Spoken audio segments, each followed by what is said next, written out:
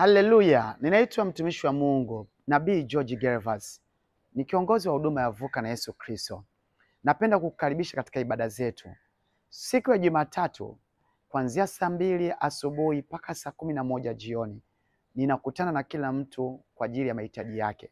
Lakini Jumanne, kuanzia saa 10:30 mpaka saa 1 jioni, ndio hapo tunapokuwa kwenye ibada ya kujifunza neno la Mungu na kupokea habari za Mungu kwa viwango vikubwa.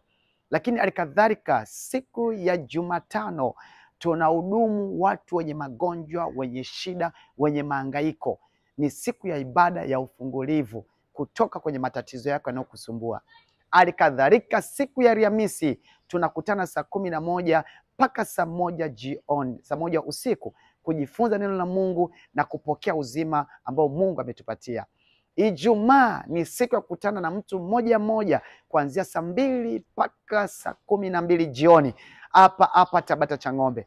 Lakini Jumapili ni ibada kubwa ya matendo makuu na neno la ushauri wa kiroho na kupewa mwangaza wa kutembea wiki nzima. Karibu sana katika ibada zetu za Vuka na Yesu Kristo.